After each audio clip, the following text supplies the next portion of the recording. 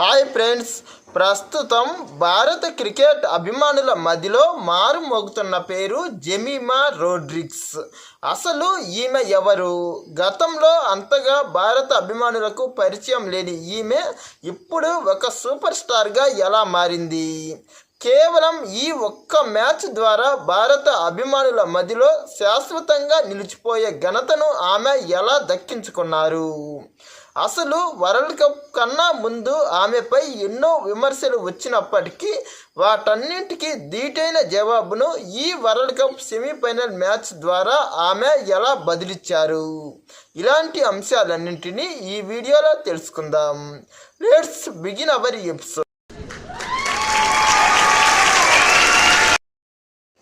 Jemimah Rodrigues భారత మహిళల క్రికెట్లో ఒక ప్రసిద్ధ వన్ డౌన్ బ్యాట్స్మెన్.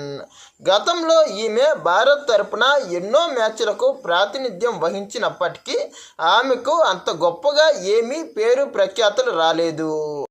అంతేకాకుండా స్మృతి మందాన, హర్మన్ ప్రీత్ కౌర్ లాంటి ప్రసిద్ధ బ్యాట్స్మెన్స్ ఉన్నటువంటి భారత టీంలో ఈమె యొక్క ఆట అనేది పెద్దగా చెప్పబడలేదు.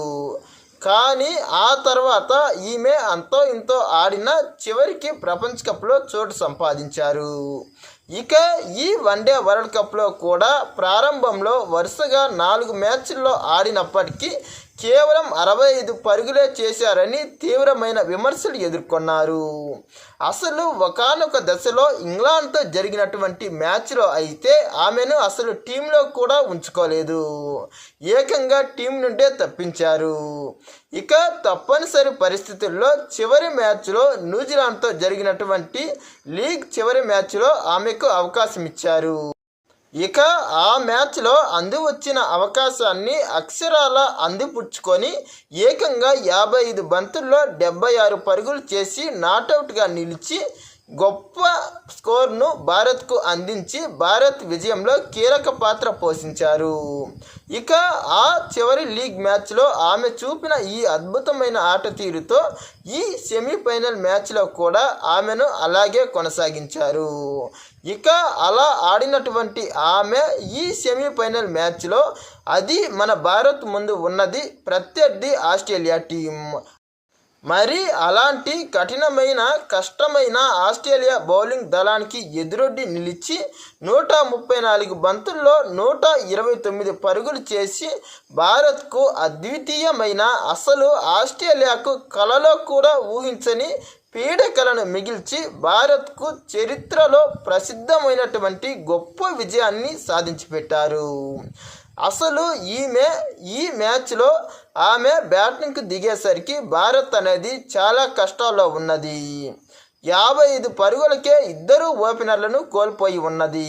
అలాంటి దశలో ఈమె అద్భుతమైన ఆట తీరును కనబర్చి కెప్టెన్ హర్మన్ ప్రీత్ కౌర్తో కలిసి 169 పరుగుల రికార్డు భాగస్వామ్యాన్ని నెలకొల్పి భారత్కు చిరస్మరణీయమైన విజయాన్ని అందించారు.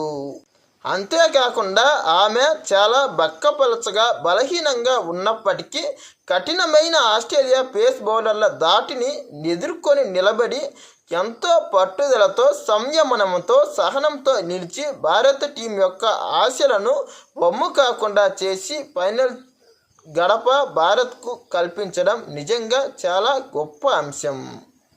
ఇప్పుడు ఈమె సాధించినటువంటి ఈ గొప్ప ఘనత మూలంగా ఇప్పటి నుండి భారత స్టార్ క్రికెటర్ల జాబితాలో ఈమె పేరు కూడా నిలబడుతుందనడంలో ఎలాంటి సందేహమే లేదు.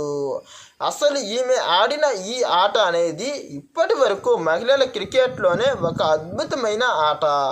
2017 ఉమెన్స్ వన్డే వరల్డ్ కప్ సెమీఫైనల్లో హర్మన్ ప్రీత్ కౌర్ 171 పరుగులు చేసి భారత్ను ఎలా ఫైనల్ చేర్చారో అలాగే ఇప్పుడు ఆస్ట్రేలియాకు పీడకలను మిగిల్చిన ఘనత ఈమె సొంతం.